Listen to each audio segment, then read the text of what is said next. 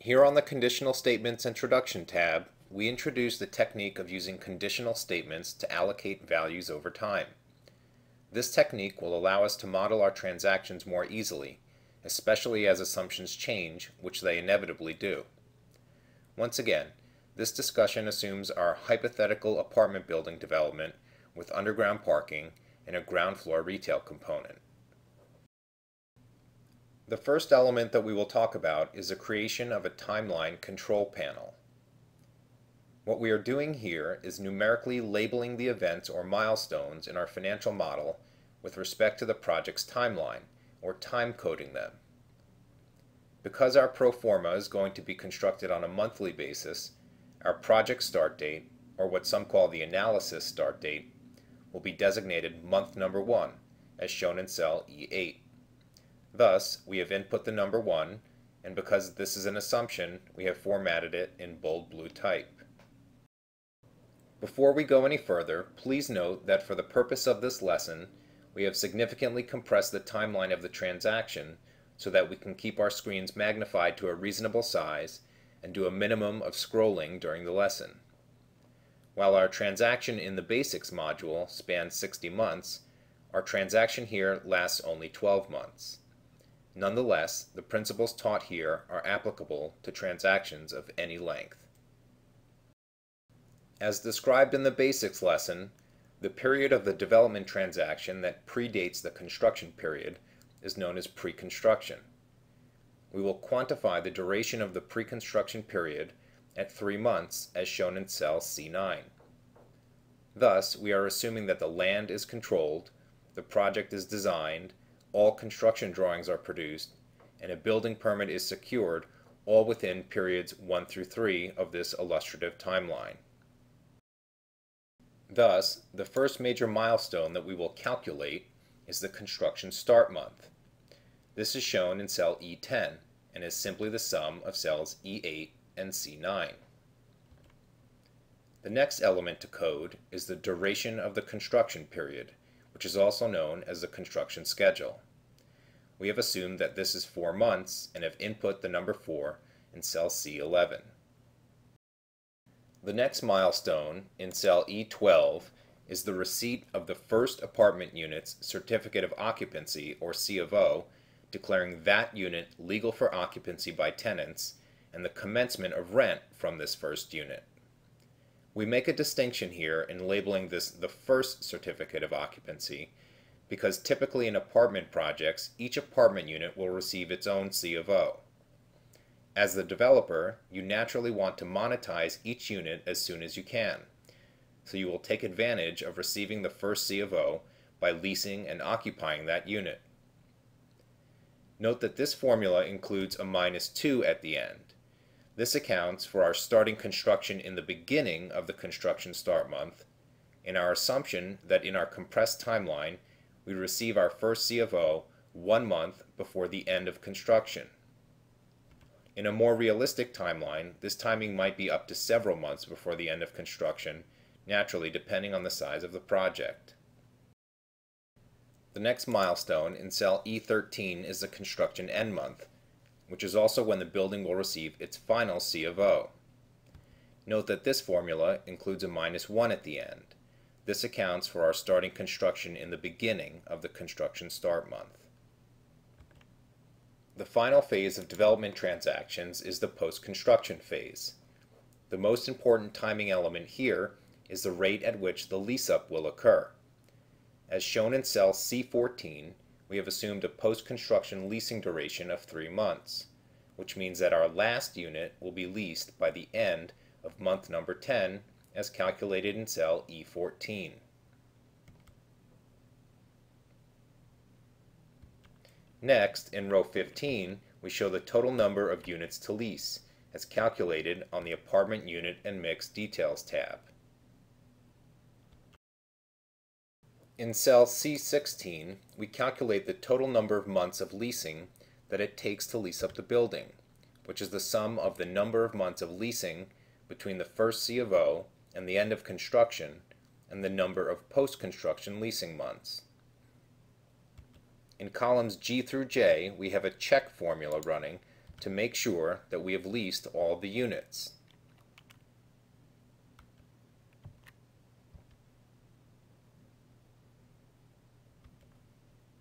In cell C17, we divide our total units by the number of months of leasing to get to the units leased per month.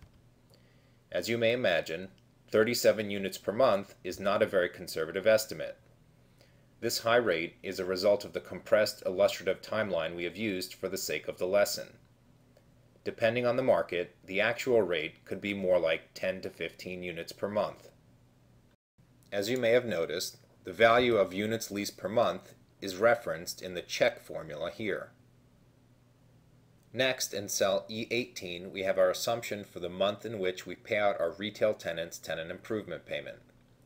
For the sake of simplicity, we have assumed that we make a lump sum payment in month 12, which we see in cell E19 is the same month in which we sell the retail along with the apartments and parking. Lastly, in cell E20, we show the month in which the retail tenant's rent will commence. What we have done here by hard keying in the month 15 is assume that we will have a retail tenant signed, but that their rent would not start until after we sell the asset.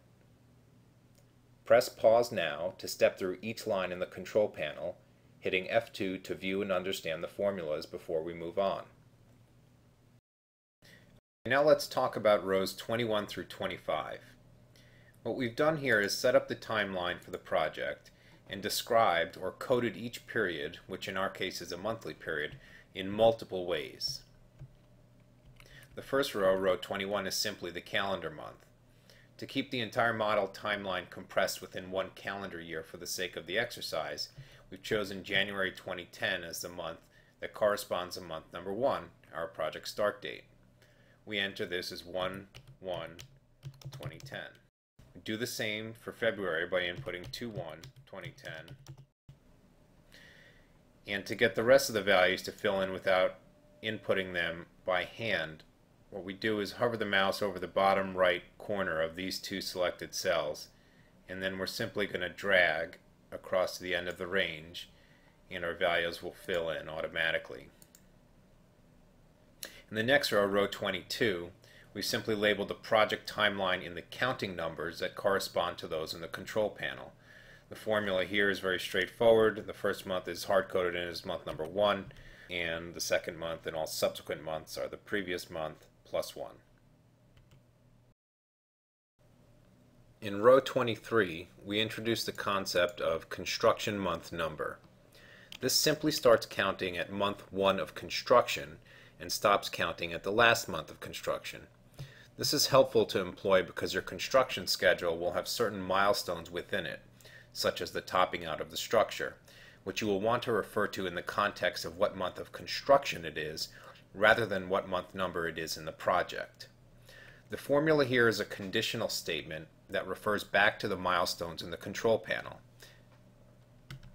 Formula says the following: if the current month is greater than the month in which construction ends, return a dash, signifying construction has completed.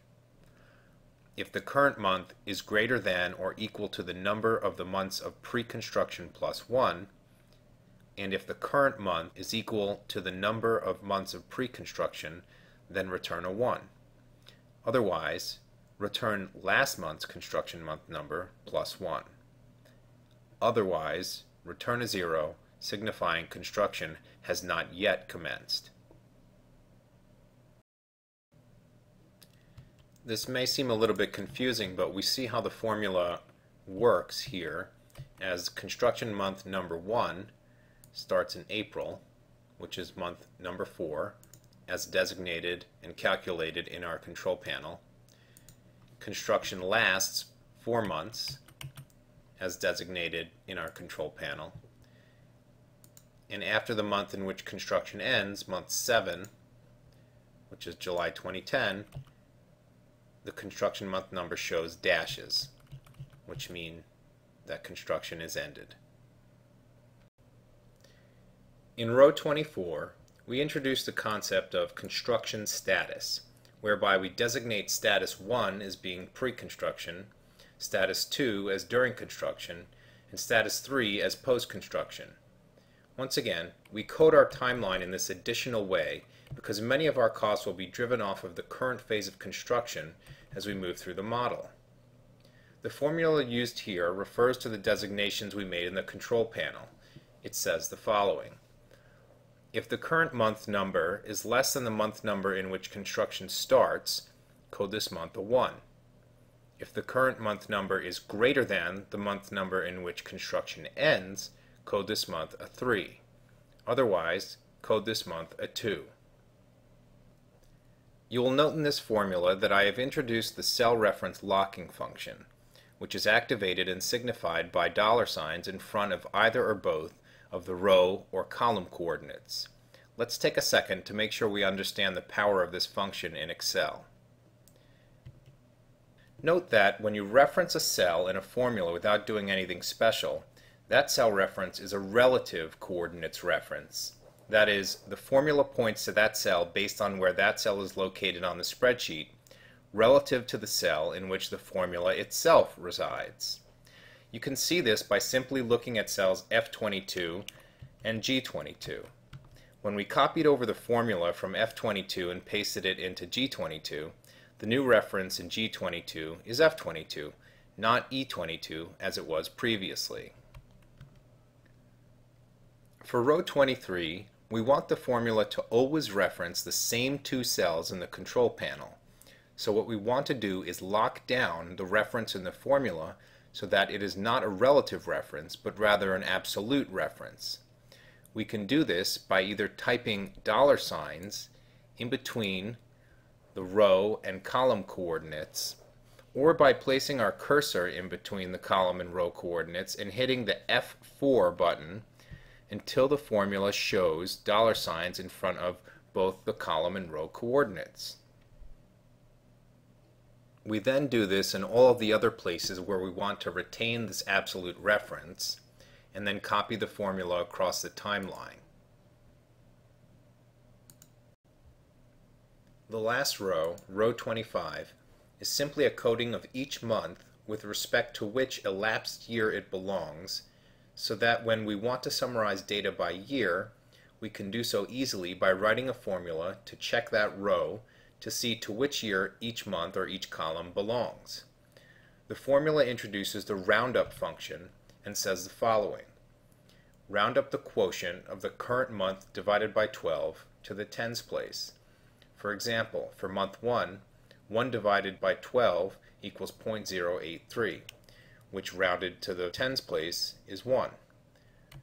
You will notice that the formula returns a 1 for all of the first 12 months and a 2 for the year starting in month 13. Now that we have all of this under our belts, let's take a look at an example of applying a conditional statement to allocating one of our soft costs, the development fee, over the life of this hypothetical project. Assuming we are paid our development fee only during construction, and that we are paid the fee evenly during the construction period, we can set up a formula to check to see if the current month is coded construction status 2 as being a construction month, and then have the formula consequently return the right value. This is shown here in row 29, whose formula says the following. If the current month is construction status 2, take the total development fee and divide it by the number of periods of construction. Otherwise, return the value 0. Note that we employ the cell locking feature here when referring to cells C11 and C29.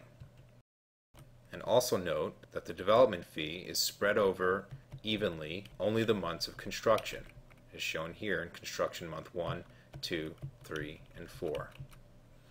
When you're ready to move on, click on the Sources and Uses of Funds tab.